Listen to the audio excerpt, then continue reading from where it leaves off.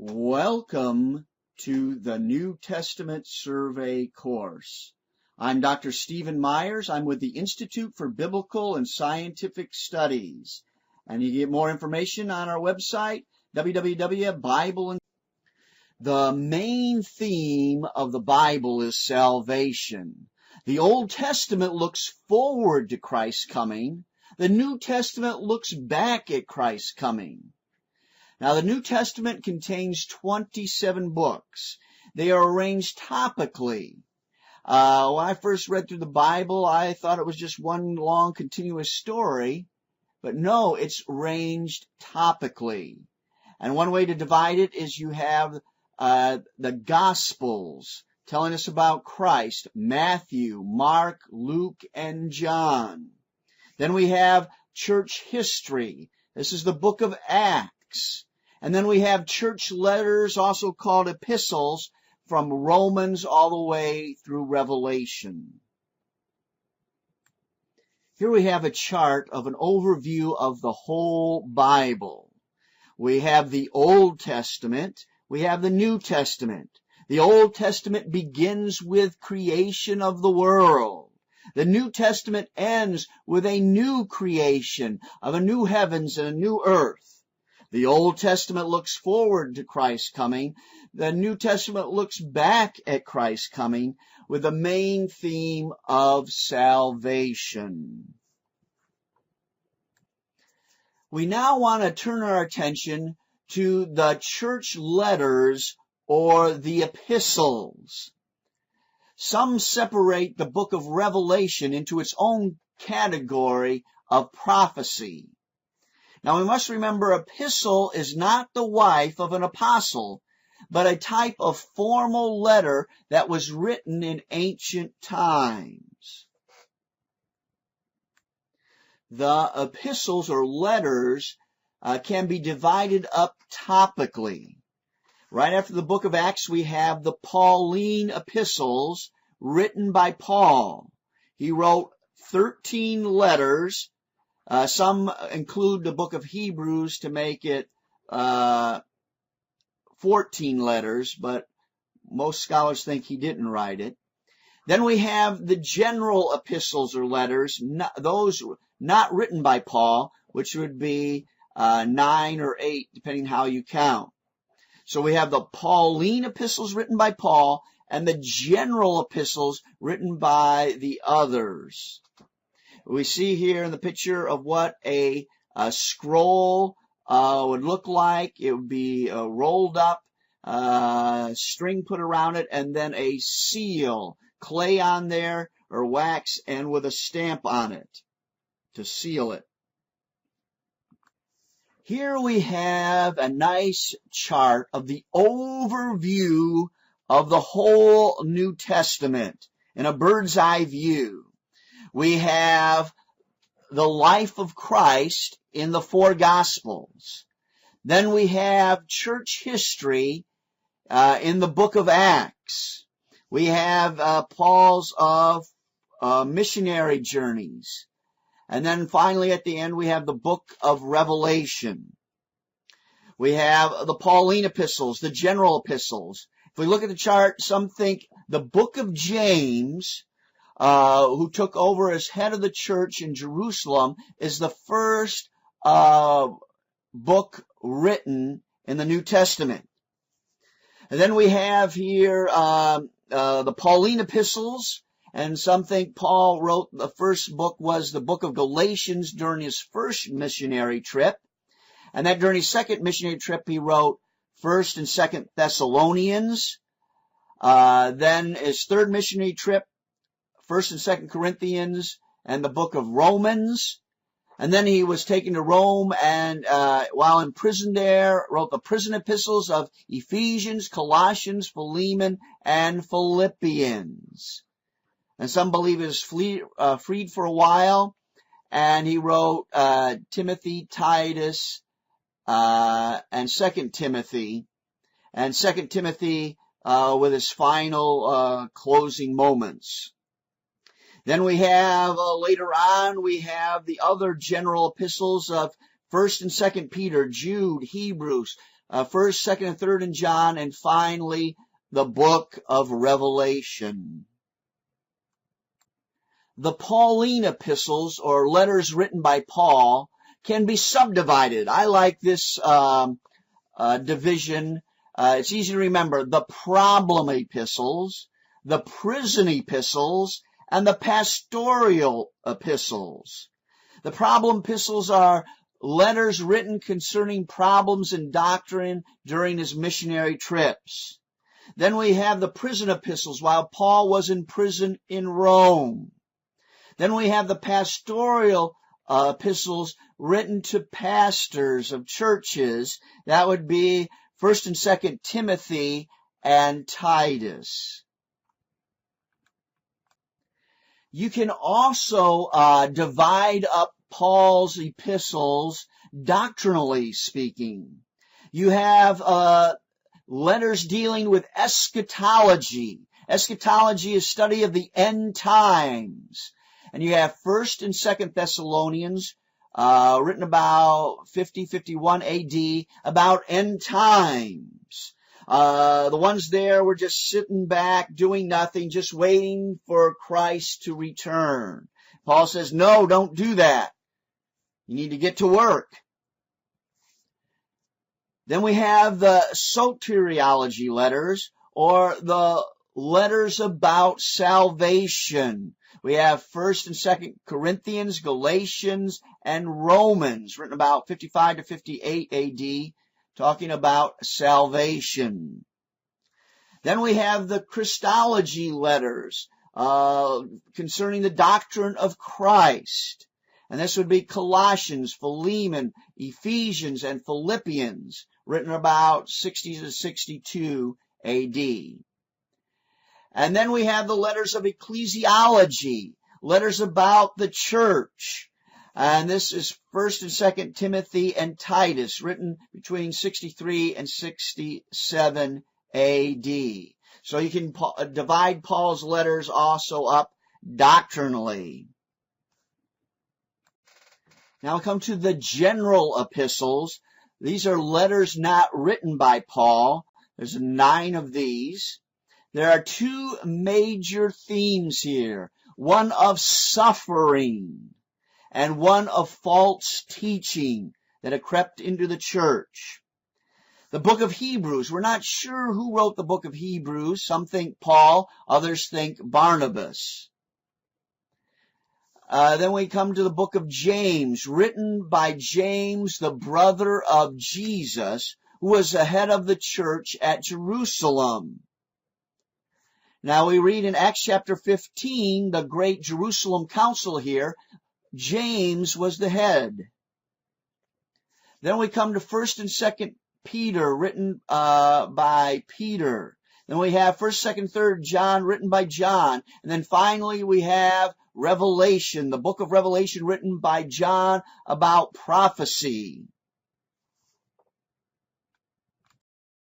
Now let's go back and look at some of the epistles in a little more detail. We have Paul's epistles, the problem epistles. We have Romans. There's the problem of sin, doctrine, and duty. Then we have 1 Corinthians. There's a problem with the people there at Corinth. Some are in terrible sin there. And then 2 Corinthians, he writes to comfort them. Then in Galatians, we have the problem of law versus grace. And then in 1st and 2nd Thessalonians, the end times. People thought Jesus was coming right then, so we don't need to work. We don't need to do anything. Just sit in our rocking chair and wait for Jesus to come. Paul says, no, you need to go out there and work and do your daily duties. The book of Romans is considered a theology book. Teaching theology is the problem of sin. The main outline, chapters 1 through 3, sin. Chapters 4 and 5, salvation. Chapters 6 to 8, sanctification. Then chapters 9 through 11, sovereignty. And chapters 12 through 16, service. This is a nice, easy outline to remember for the book of Romans. 1 Corinthians deals with the problems with people. A lot of problems mentioned in 1 Corinthians. But then we come to chapter 13, we have the great chapter on love. Though we do all these different things, the key is love. Then many scholars think there's a missing letter Paul wrote from Macedonia. And then 2 Corinthians would actually be 3 Corinthians. This is where Paul gives comfort. False teachers were challenging Paul's authority. And then also some think there was a 4th letter that also is missing. So some think there was 4 different letters that Paul wrote to the Corinthians, and we only have 2 of them. In the book of Galatians, we have the problem of law versus grace. Are the new Gentile Christians, are they supposed to keep all these laws of the Old Testament of the Jews?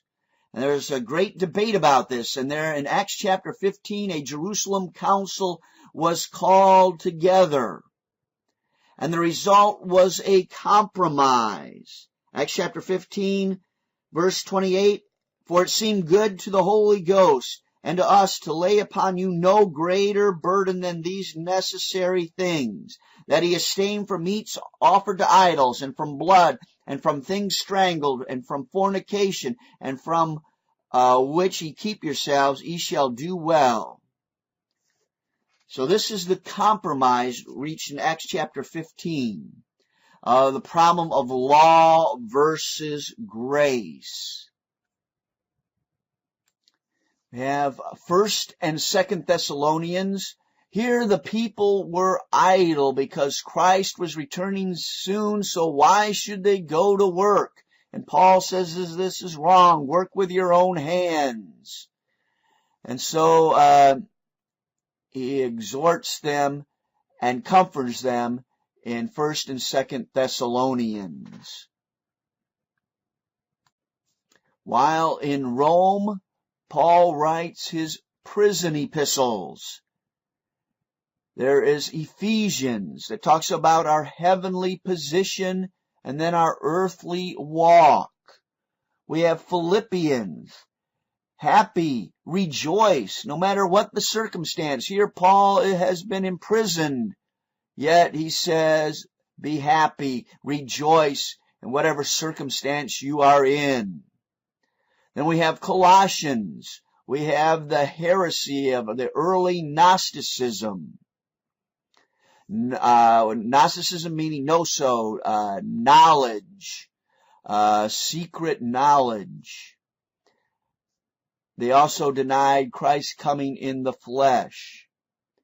Then we have Philemon, who had a slave named Onesimus, who ran away and who became a Christian. And so Paul writes back to Philemon to forgive Onesimus and free Onesimus from slavery. Here's a nice chart that will help you remember the 4 letters that Paul wrote while he was in prison. We have Ephesians, Colossians, Philemon, Philippians. Ephesians, the heavenly position, earthly walk. Colossians, the heresy of Gnosticism. Philemon, helping Onesimus. Philippians, rejoicing, happiness, no matter what circumstance you're in. Paul's pastoral epistles. 1 Timothy was written to Timothy, who was left at Ephesus to straighten out the church problems that they had there in Ephesus. 2 Timothy are the final words of Paul before his death and his exhortations to them. In chapter 4, verse 7, it says, I have fought the good fight. I have finished my course. I have kept the faith. Then Titus, the troubleshooter, sent to Crete to set in order the things that were wanting there in the church at Crete. So these are the pastoral epistles written to pastors, to Timothy in Ephesus, to Titus in Crete, to help them. We want to look at Paul's pastoral epistle to 1 Timothy, who was left at Ephesus to straighten out the church problems there. The outline, charge to Timothy, chapter 1. Church order, chapter 2. Church officers, chapter 3. Church activities, chapter 4 through 6. The pastoral epistles. Here is a good chart to remember. We have 1 Timothy, instructions. 2 Timothy, exhortations, the end of his life here. He fought the good fight. Titus, doing good.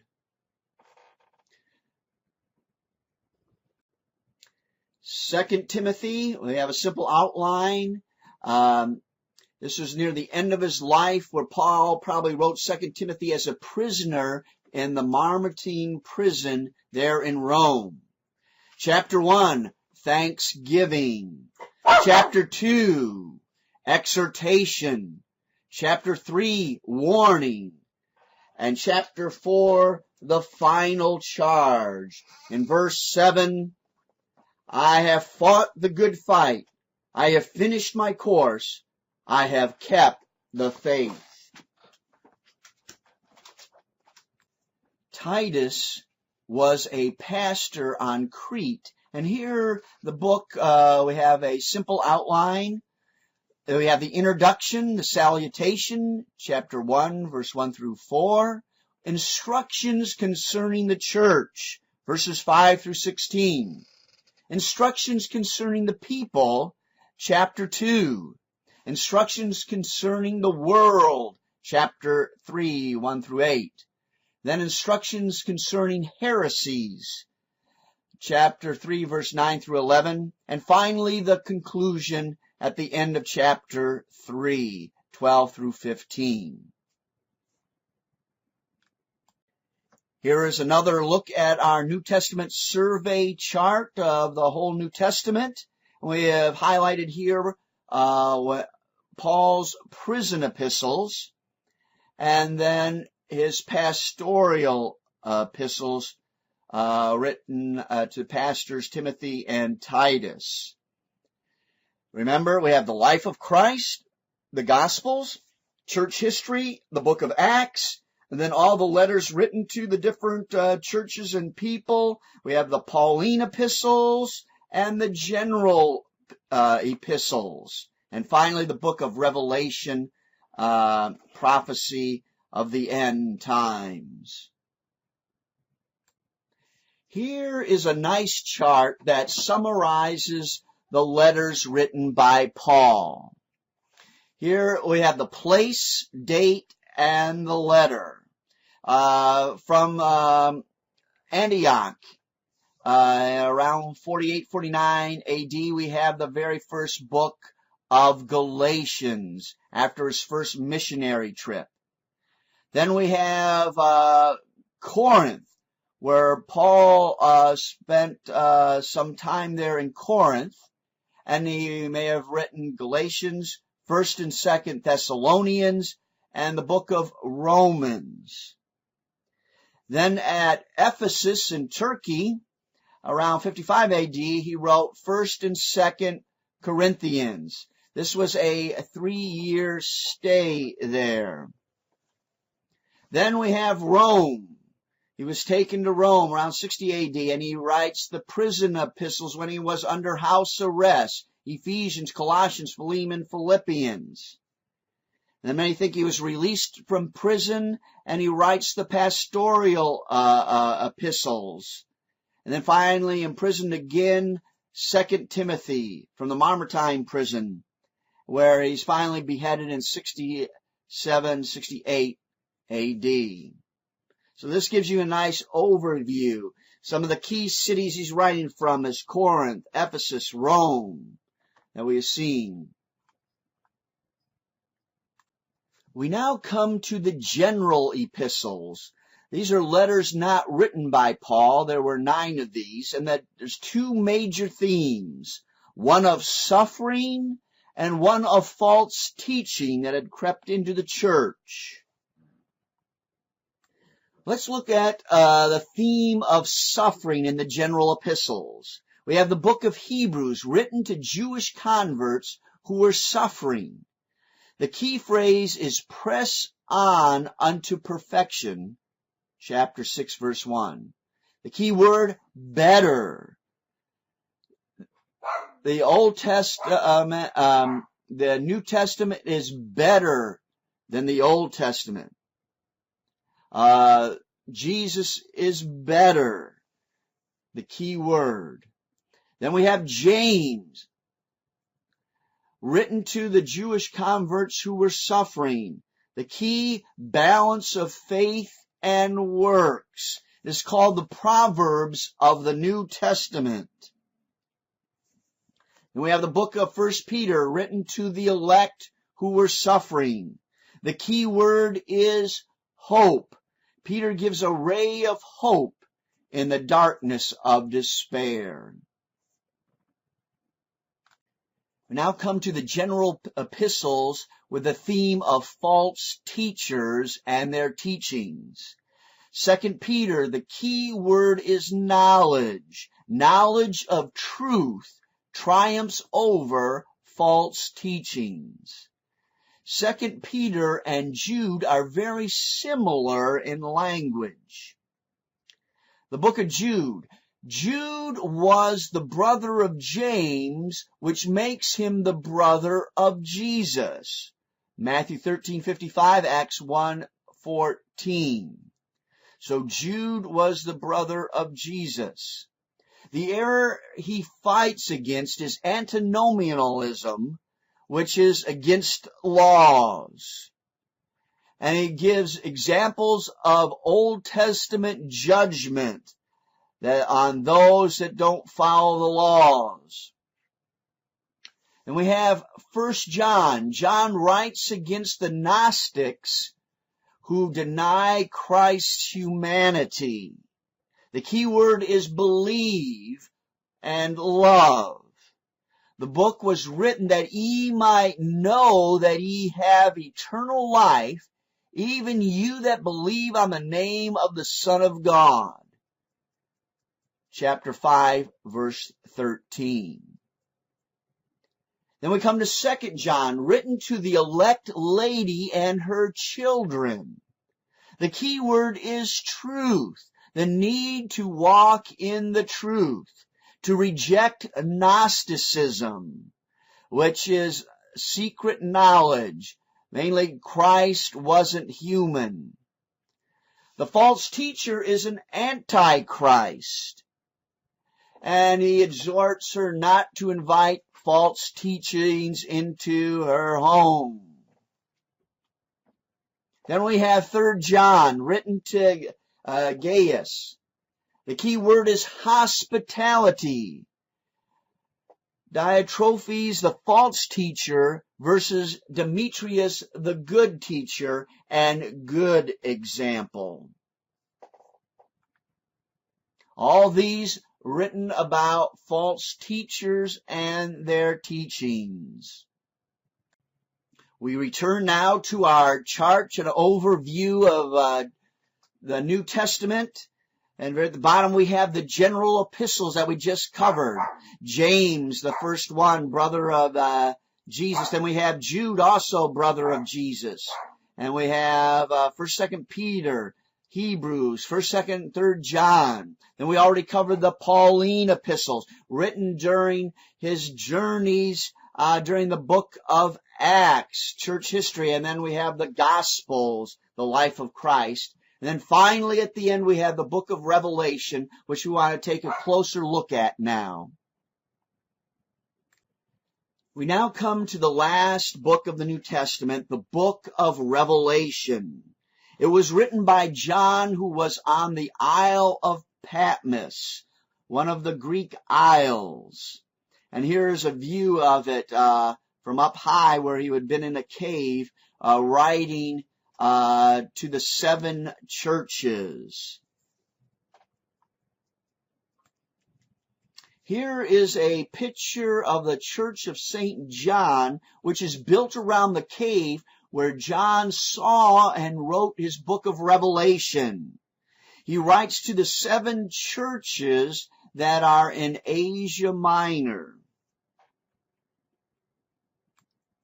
The key main verse for an outline of the book of Revelation is Revelation chapter 1, verse 19. It says, "Write the things which thou hast seen." That's chapter 1. "And the things which are," chapters 2 through 3, the letters to the 7 churches. And then, "and the things which shall be hereafter," the future, chapters 4 through 21.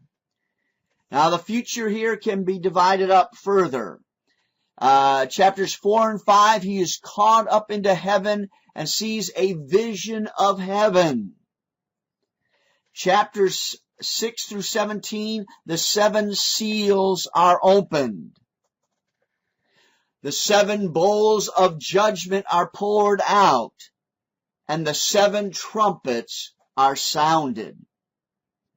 Then in chapters 17 and 18, Babylon is fallen. Chapter 19, Christ returns. Chapter 20, we have the millennial 1,000-year reign of Christ.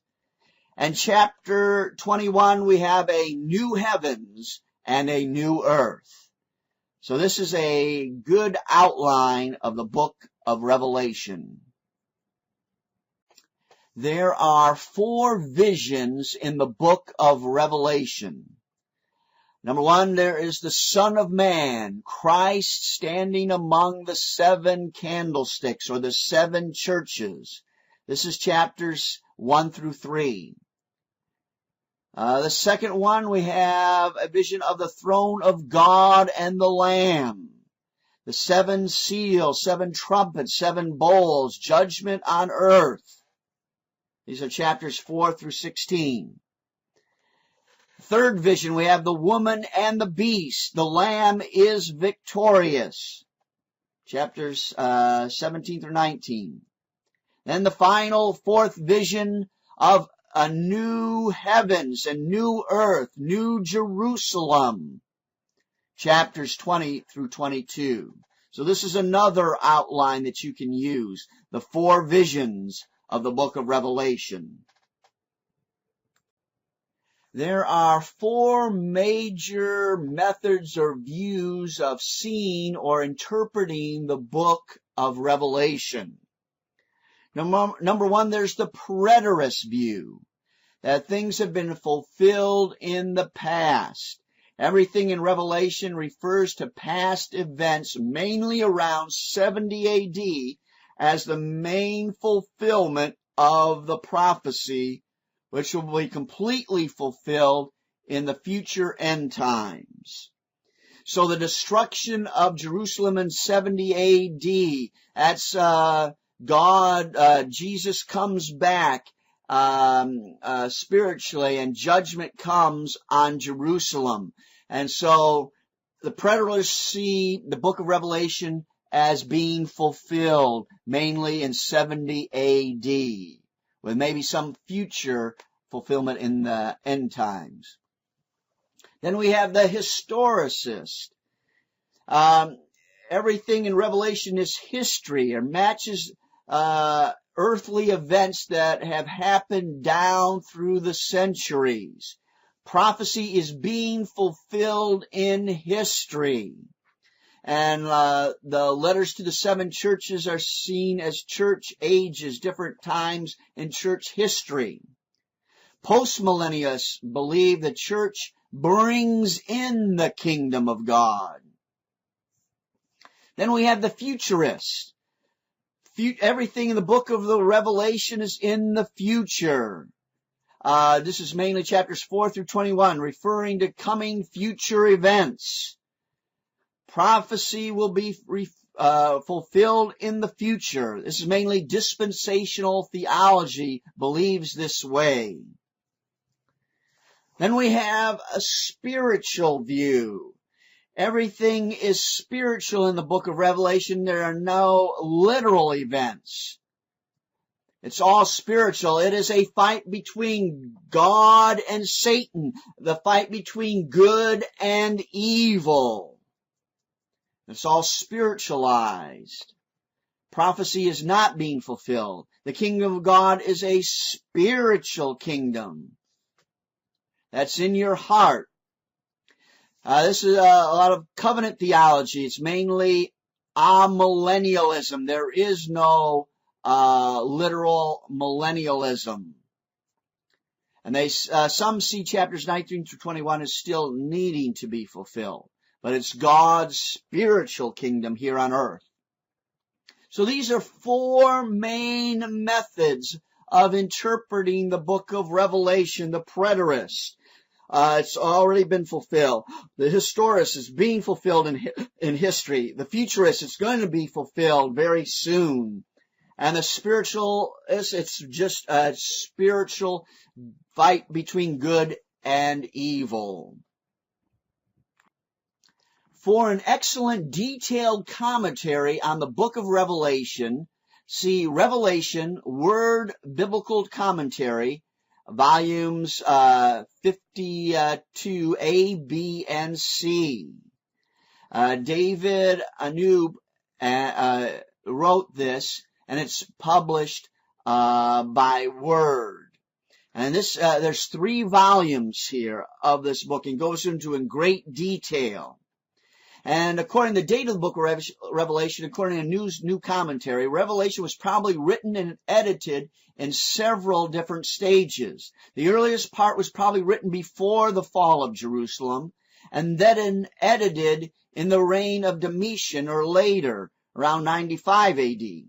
Josephus describes some of these terrible conditions. I highly recommend David Anub's 3-volume in-depth commentary on the book of Revelation, which is part of the World Biblical Commentary series.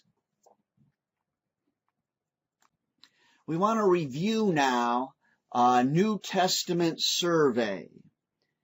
There are 27 books in the New Testament, and it's mainly about Christ and His church. The Old Testament looks forward to Christ. The New Testament looks back on the life of Christ and His return. The central theme of the whole Bible is salvation. The Bible starts out with creation of the world. The Bible ends in the New Testament with a new creation of a new heavens and new earth. The Old Testament looks forward to the coming of Christ. The New Testament looks back at the coming of Christ. And the main theme is salvation. There are 39 books in the Old Testament and 27 in the New Testament. Here is the chart of an overview of Christ's ministry. We have His birth. Then His baptism begins His ministry. It begins the early Judean ministry for His first year. Then we have His second year and part of His third, the Galilean ministry, where He goes up to the Sea of Galilee and the towns around that area. Then in His third year, we have the latter Judean ministry, where He comes back to Jerusalem. And then He goes across the Jordan for His Perean ministry. Then He returns with a triumphal entry and begins His last week, His Passion Week, His betrayal, trial, death, burial, resurrection, and then 40 days later His ascension up into heaven. Here we have a chart of the whole New Testament in a bird's eye view. We have the life of Christ, the first four Gospels tell us about Christ: Matthew, Mark, Luke, and John. Then we have church history in the book of Acts. We have in Jerusalem, Judea, and then into the uttermost parts of the world with Paul's missionary journeys. When we have during this time, Paul writes letters to the different churches and people. And then we have the general epistles, those not written by Paul, that are written. And then finally at the end we have the book of Revelation about prophecy in the future. We have the four Gospels. Gospels means good news. We have Matthew, who sees Jesus as the king. We have Mark, who sees Jesus as the servant. We have Luke, who sees Jesus as the Son of Man. And we have John, who sees Jesus as the Son of God. The first three Gospels are very similar in content. So they are called the Synoptic Gospels. Matthew, Mark, and Luke, very similar, are called the Synoptic or Similar Gospels. Matthew, Jesus as King. Mark, Jesus as servant. And Luke, Jesus as the Son of Man. So we have the New Testament divided up into the Gospels, the life of Christ. Then we have church history. And then we have the epistles or letters written to the churches and pastors. So we have Christ in the Gospels, church history, and the letters. And we have two types of letters: the Pauline epistles, letters written by Paul, and the general epistles not written by Paul. Now, during the book of Acts, we have Paul's missionary journeys, chapters 13 through 28. And during his trips, he writes these letters back to the churches and places he's been to.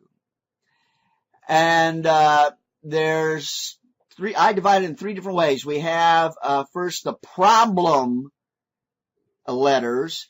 There's problems in the church, and he writes back to them about these problems, Galatians through Romans.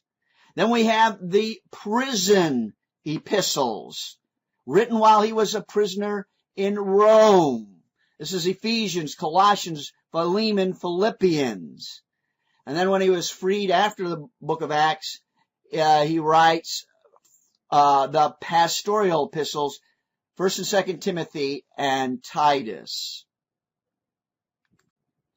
Paul was taken to Rome to appeal to Caesar. And while he was under house arrest there in Rome, Paul wrote 4 letters. The Ephesians, which tells us about the heavenly position and our earthly walk. Colossians, about the Gnostic heresy. Philemon, about helping Onesimus, a slave, to free him. And then Philippians, rejoice, happy, no matter what condition or place you're in, rejoice. Paul wrote 3 letters to pastors: 1 Timothy, 2 Timothy, and Titus.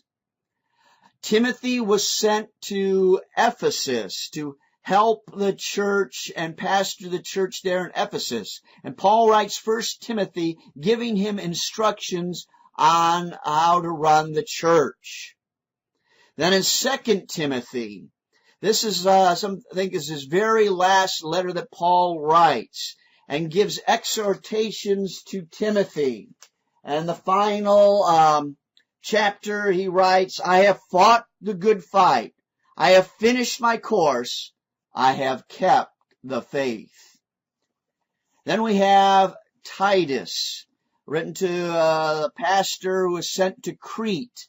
to minister to the church there in Crete on doing good. One last overview of the whole New Testament. We have the life of Christ in the Gospels, Matthew, Mark, Luke, and John. We have church history in the book of Acts. It starts out with Jerusalem, then goes to Judea and Samaria, then the uttermost parts of the earth. The key verse, Acts chapter 1, verse 8. We have chapters 13 through 28, Paul's missionary journeys. And during these journeys, he writes many letters. He's written 13 letters about the problems they have. Then he wrote 4 while he was a prisoner. Then when he was released, he wrote 3 more pastoral epistles. Then we have the general epistles, those not written by Paul. We have James, 1st and 2nd Peter, Jude, Hebrews, 1st, 2nd, and 3rd John. And then finally, the last book of the Bible, the book of Revelation, telling us a prophecy, the end times. We want to take a quick look at resources. There are excellent Moody Bible film strips. They may have been made into videos now. There's Archaeology in the New Testament by John McRae, which is very good, giving background information on archaeology in the New Testament. And then for like college-age students, there's New Testament Survey by Robert Gundry. This is excellent. We also have The Life of Christ by Irving Jensen. And we can get a lot more information, and these charts that you see, you can see them there and download at www.bibleandscience.com.